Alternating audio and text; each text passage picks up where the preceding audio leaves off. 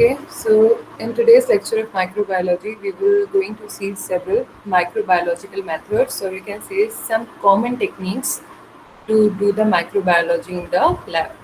As in the botany subject, we studied about very preliminary kind of techniques. You can say the staining techniques or section cutting, histometal count. So these are the fundamental techniques for the botany class. But if you wanted to see how we can do the microbiology in the lab, for studying microbiology in the lab, we have to see several four or three or four kind of common techniques, which is basically the basic thing which you have to be know if you're going to do or you wanted to perform some experiment in lab. So these are the name or you can these are your aims for the lecture to going to study about or the techniques name. First, the inoculation, and in the inoculation process, we will going to see the liquid and solid slants, formation, culture tubes, inoculating Petri plates, serial dilation, and after that we will going to see the preparation of lab agar. So these are the things which we are going to see inside our lecture. So these techniques you have to be very clear about. If you don't have to be very, basic knowledge of these techniques, you cannot even going to perform the harder or you can say the complex kind of practical inside the microbiology. As you already know that what is microbiology, the study of all the microorganism, microbes, including bats and microscopic fungi, protists, which anything which we cannot be see by our naked eyes, we can see it under the microscope, and studying these micro things will consider under the subject microbiology. So basically, when we are studying this techniques of the microbiology, what we all are study about, we are studying about the survey and their culture, their staining, identifying, engineering, and manipulating microbes.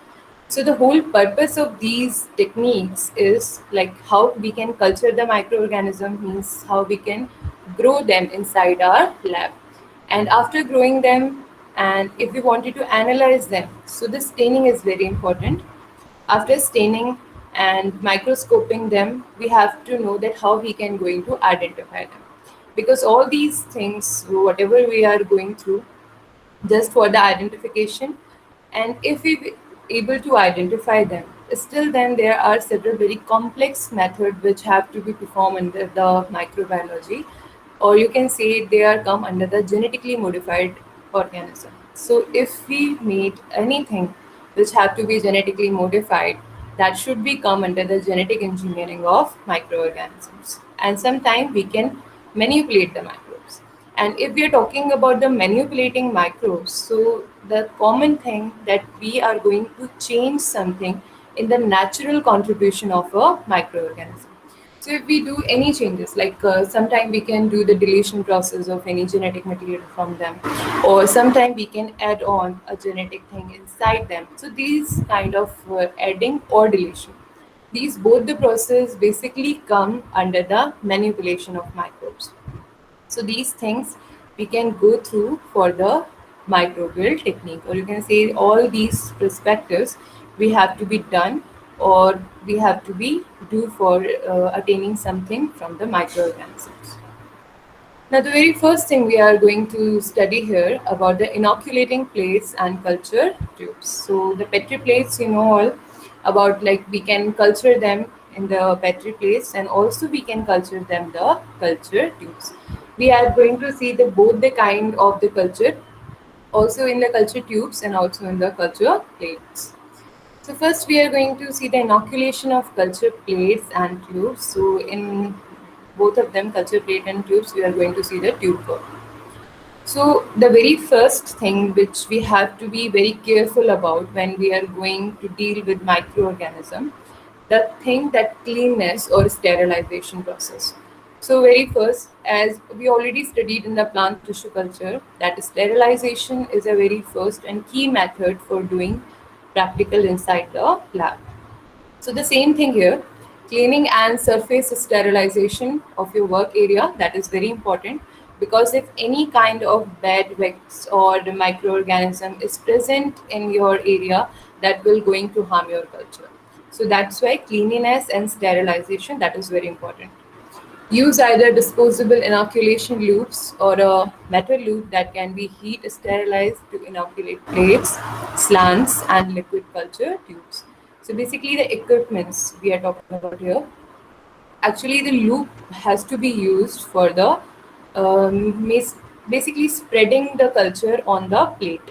For spreading the culture on the plate, we use this inoculation loops. So you either you can use inoculation is by the plastic which you use and just throw it out, or you can use it by the metal component, metal inoculation loop also, because it can be sterilized. It can be sterilized under the flames. So that's why we can use the metal one or we can use the disposable one. For inoculation process, if using a metal loop, be sure to cool the loop by touching the sterile cool liquid media. So if you are using a metal loop and you are going to sterilize it, so basically for the sterilization process, what we have to do, we just put it inside the fire for 30 seconds to a minute. So after this sterilization process, our inoculation loop or anything which any equipment which we are using in the flame sterilization process, so that has to be very hot. So you cannot just touch it to the media and make it destroy your media. So just before using that, just make it a little cooler bit. So after cool liquid media or sterile culture plate, so if you wanted to use this, just before cool it down and then use it for culturing or steriling or inoculation your media on the plate. Failure to cool the loop will kill your active microbial culture. So if you're going to forget about the cooling the loop, and that will surely going to kill your microbial culture. And you also seen in the laminar flow we have a flame lamp which we use for the sterilization process. So basically it's good to have a cylinder because ethanol or alcohol, they are not a permanent solution for sterilization. Like we use a lamp, a small lamp, but that is not a good thing. If you are having a cylinder and you are having a knob and a burner, that will be going to be a good for sterilization process. So if gas is unavailable in your lab area, you can modify a standard Bunsen burner to use a camp stove postponed container as a fuel. That is a kind of, you can make it out for if you don't have a gas inside the lab, but it's good to have a gas and a proper burner because they can be dangerous sometimes, because not proper handling it can cause severe damage. So the inoculation of liquid and solid slants on the culture tube. If we wanted to make, this is a word is slants. Okay, if you wanted to make a culture inside a culture tube, so basically the special or specific kind of that kind of culture formation inside the tube, that is called the slant. Or you can, it is just a little not on the exact surface. We have to just move our test tube in a bit of vertical manner, and then only we can going to place our microbial culture. So inoculation in a culture tube with a little vertical slant, that will be, or your culture in that case will be called as a, if it is in liquid medium, then we can call them the liquid slants, or if it is in the solid medium, that we will going to call them the solid slant. But it is not exactly solid, it is the condition in between the liquid and solid, semi-solid. But if we see the moreover the condition is bent towards the solid, so that's why we prefer to call them the solid slants. Remove the very first step. Now we have to see the stepwise function of all the methods. So very first step here, what we have to do, remove the culture tube stopper or cap with one. Do not set it down and flame the mouth of the tube to surface sterilize the mouth. Now, if you have all the sterilized equipment, first you have to do all the thing has to be sterilized. Okay, so after sterilizing all the equipment, when you are going to open your culture tube in which you are going to put your culture, so when we are going to open that, you have to sterilize it first, or you can see the surface sterilization has to be done when you are going to use it. So the heated tube surface will generate a thermal current that prevent contamination of the culture. So what happened when you sterilize it under the flame? there will be a thermal, you can say the thermal appearance, that has to be a survival rate. Every microbes have a survival rate of a particular temperature.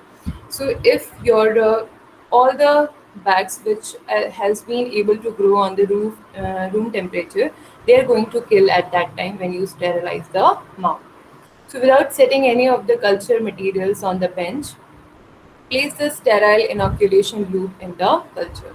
So basically, what the desk you already sterilized, everything has to be in a proper manner, and place the sterile inoculation loop in the culture only.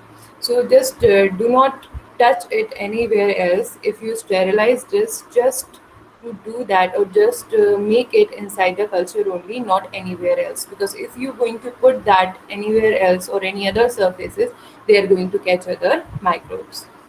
Replace cap on the culture tube with the active microbes and put it in the test tube rack.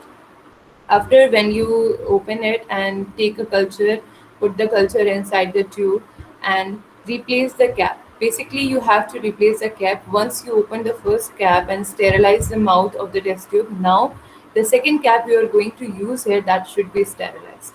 So after using that secondary sterilized cap, you're going to put it after packing it up, you have to put it back into the test tube rack.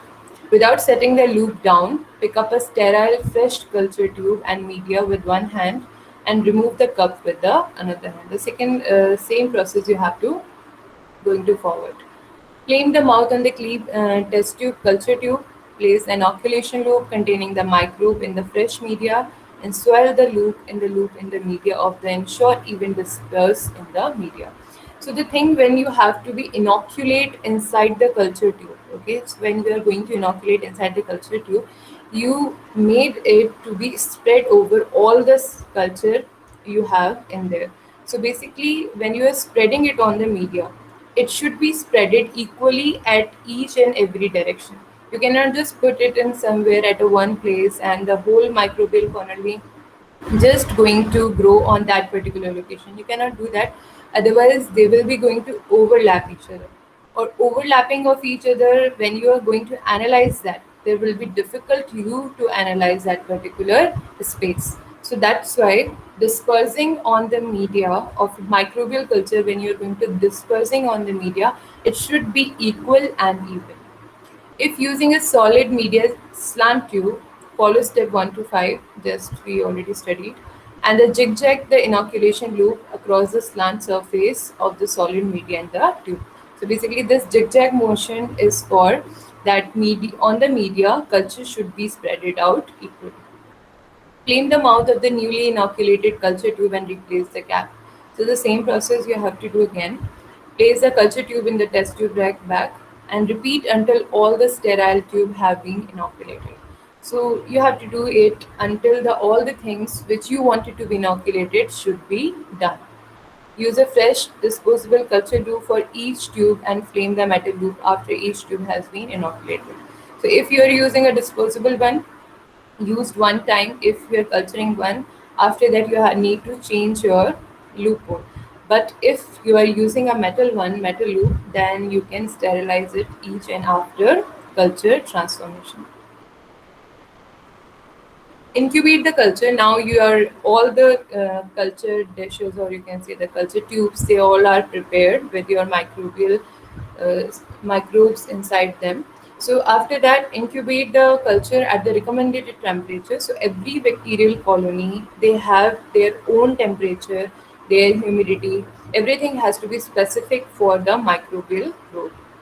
So if you wanted to see what kind of microbial growth, or you can see what kind of temperature, what kind of humidity, what kind of pressure has to be need for a specific kind of microbes, after checking that out, you needed to maintain the incubator temperature.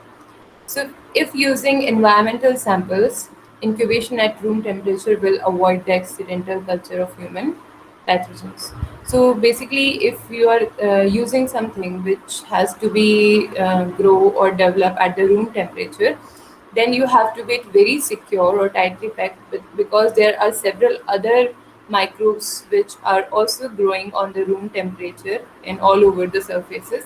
So you needed it to, or you can say at that time, you have to be very careful about your sample.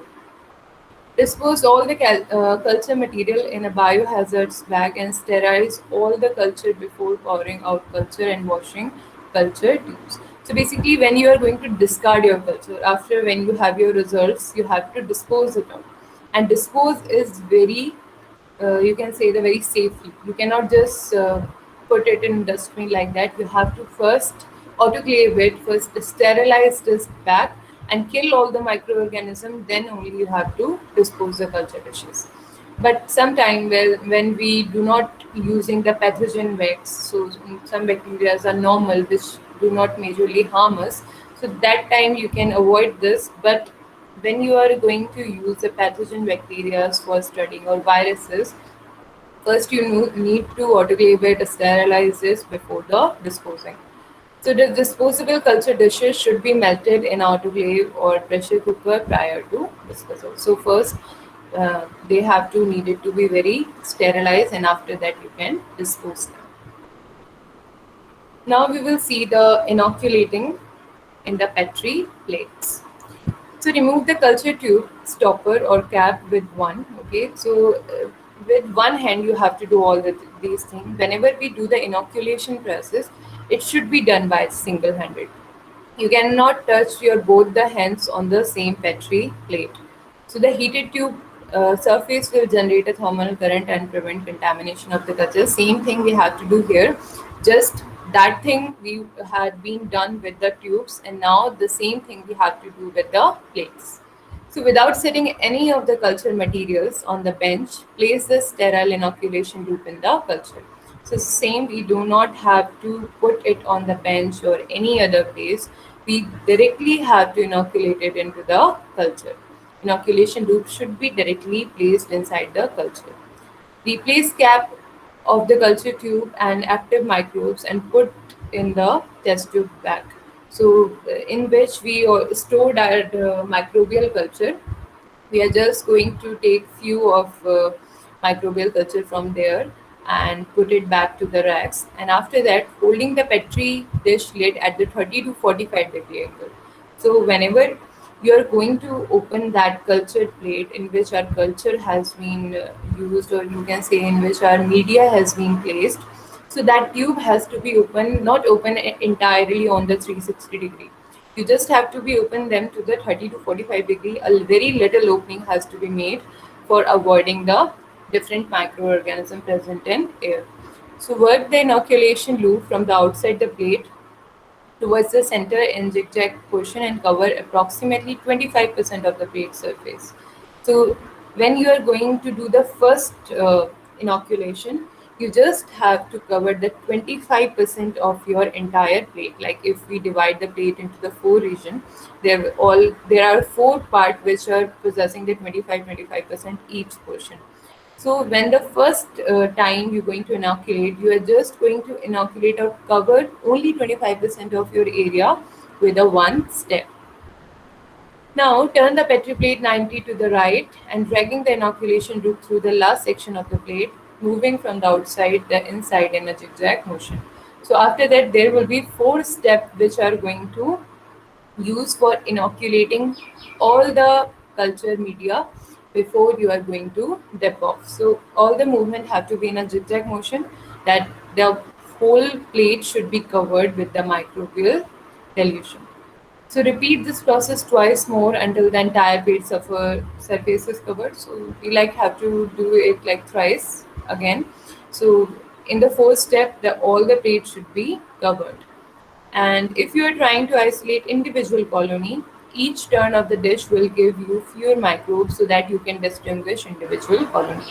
So why we are doing this? Why we are using this like first land in, you can say first step, we are just using the 25% of the plate, because if we wanted to grow the four microorganism in a same plate, so we can easily isolate them out. When we are going to study them, we can see that different corner have each and every different or specific colonies present there.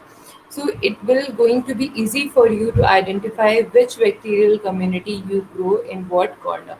So sometime what we do, we just mark our slides. Okay, we just do a four section inside the slide and mark one, two, three, four, and you can name them anything, whatever you want, on the basis of your microorganism, and place this microbial culture just on that number.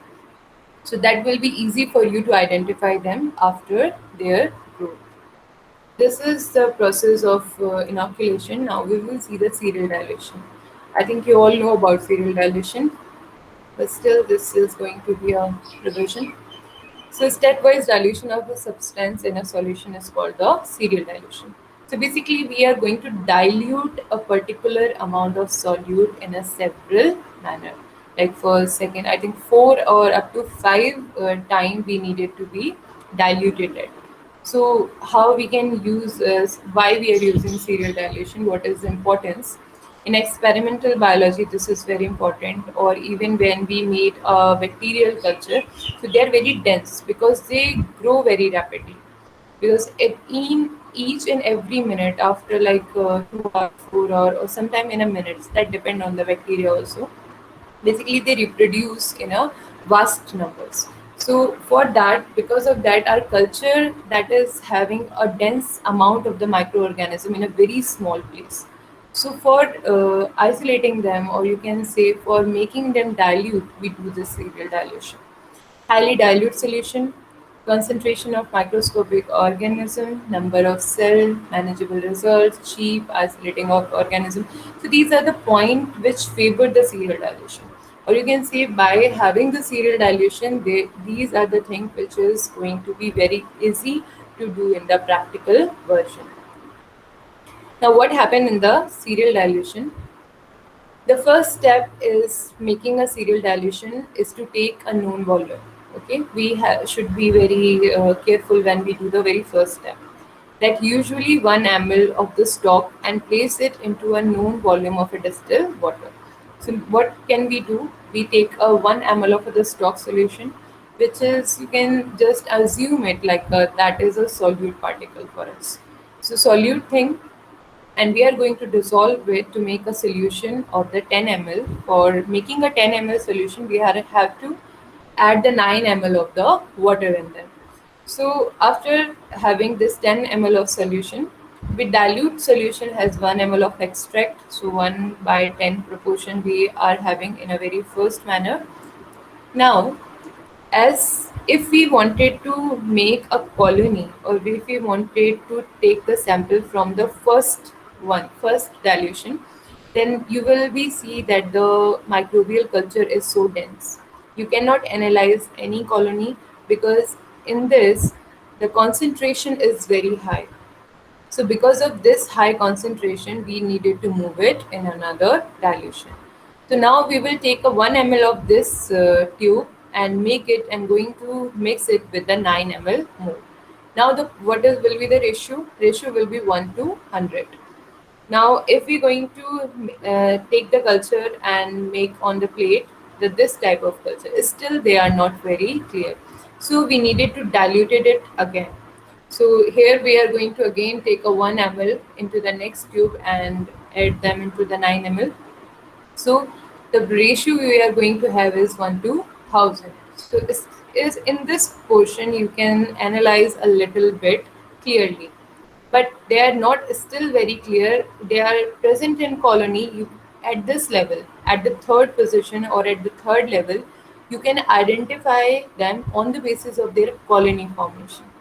But if you wanted to see them clearly by individually, you can say normally. So we have to dilute it again, and in this way, we are having the ratio 1 to 10,000.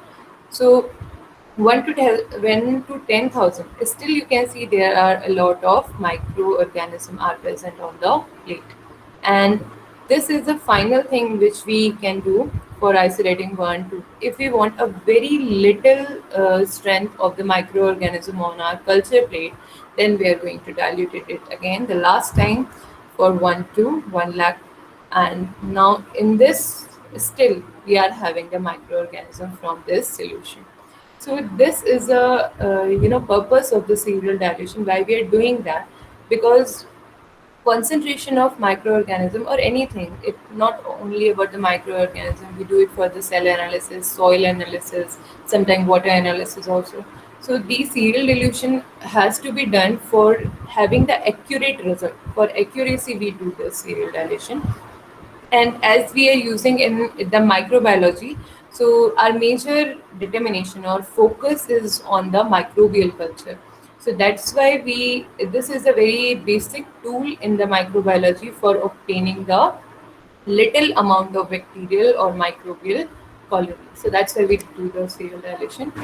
Now the last technique here is about the preparation of lysogeny broth. Okay, now we have to see how we can make the lysogeny broth, LB agar please. These are the nutritional medium for the growing of microbes or bacteria. So there's lysogeny broth that are commonly called as luria broth also, and agar plates are typically used as a growth substrate for a culture of bacteria. We already know that we also used agar, that is a gelatinous thing, or you can say they are the substance which are going to convert the liquid to the semi-solid. That is a major property of agar, but also the agar are used as a growth substrate for the culturing of bacteria, and especially in the case of E. coli. Why use this? Why this lysogeny broth has to be used? Does not grow fastidious microorganism, as agar is very susceptible to every microorganism. Most of them, not every. Most of the microorganism can grow on the agar. But if we are using the lysogeny broth, okay, so they are not. You can say they are, does not allow everything to grow on the surface. Does not preferentially grow one kind of bacteria one over another. This is the second quality of their, like they, in simple language you can understand, they stop the overlapping of bacterial growth. They just very specific to the kind of bacteria which can be grow at a particular space. They do not allow the overlapping of another bacteria on the different colonies. Grows everything. It will let the bacteria to grow, but not in a very overlapping stage. They had to be grow on a different spaces, or you can say they have to be grow on a different planes. So that's why we can use the lysogeny growth. If we wanted to know their composition, how we can make the lysogeny broth, so there will be the two medium, liquid medium and the plate medium. So if we're talking about the liquid medium, there will be 10 gram of bactotryptone, 5 gram of bacteria yeast extract. These are the two fundamental things which are going to make our basic broth. 5 gram of sodium chloride, NaCl, and we have to use distilled water up to like 1 liter volume, and adjusted pH to the 7. 7 is a necessary pH, neither acidic nor basic. Sterilize for 45 minutes using autoclave or pressure cooker. So components, you can see we don't need a very large quantity of component here. What we all need just bactotryptone, bacteria yeast extract, and sodium chloride, and these are easily available at any lab, any fundamental microbiology lab. We have these things. Distill water and just adjust the pH. Always adjust the pH when you make the media, because if there is any kind of deflection in the pH, several kind of bacteria cannot grow if their pH is not neutralized. So the neutralizing pH is very important for growing the microbes and microorganism on a culture plate. Second is the plate medium. If we see what is the difference between plate medium, if we wanted it to in the plate, we used to have to use agar on them, because agar is a major component for having the semi-solid medium. So that's why we are just having the 20 gram agar also, or agarose you can say here. In the case of agarose, will be using, sorry, not agar, it's agarose that has to be using in the solid plate medium. 10 gram of bactotryptone, 5 gram of bacteria yeast extract, 5 gram of NaCl, same as a liquid medium. Distill water up to 1 liter, 20 gram of agarose, and here we have to be adjusted pH of 7. And sterilize same for the 45 minutes using autoclave or pressure cooker. So All the things are same, just we are using the agarose here for the semi-soliding that particular plate. Because in the plate we cannot use any liquid thing. We have to need something which has some stability to maintain a proper culture inside the microbial growth. If you're going to do the practical, this is a very basic thing that you have to assemble all the chemicals in your workplace before you're going to start your practical, because you don't have to go in between your practical, like you are some mixing something, and again you have going to remember that the one thing has to be missed, and now after that you are going to find that that will cause some harm to your practical. So that's why whenever you are going to do the practical or performing any technique, the very first thing you have to do, just collect all the things which you are going to need throughout the practicals. Accurately weight each of the dry ingredients in culture media. So we have to be very specific about the weight of the particular components which we are going to use in the culture media formation. So everything should be weighed accurately. Add each dry culture medium ingredients to the culture flask. Everything first, the dry things have to be made it with each other. But you can do it there is no very basic difference between if you're going to add them in a liquid or adding them firstly solid and then you are liquidify them. Not very much different, but some people prefer that you have to mix the solid things first and then you can just put the water inside them. Add distilled or deionized water to make the correct volume. Heat and stir. Agar will burn if it is not stirred. So stirring, or you can say the movement of the jar, is very important, because if the agar will be placed in the bottom, you see that when we add the agar, it have a tendency to sit down at the bottom. So you have to stir it continuously. For the stirring, it is going to mix on a specific temperature. So until all the ingredients go into the solution, when the media boils, it is ready for the sterilization.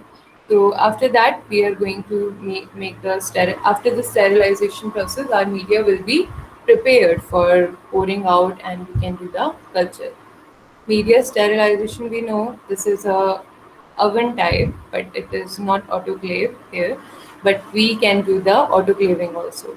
This is a dry oven, and if you don't have it, some lab uh, who don't have the micro organism sterilizer or autoclaver, they can use the oven also.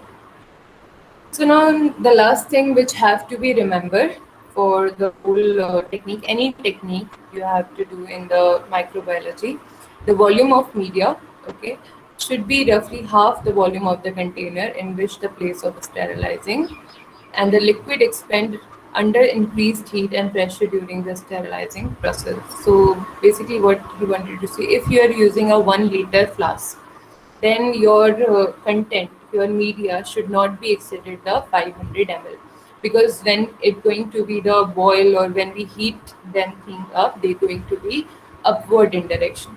So upwarding in the direction can be sometime losing of your agar or your media can be have to be missed or roughly spilled on the surface.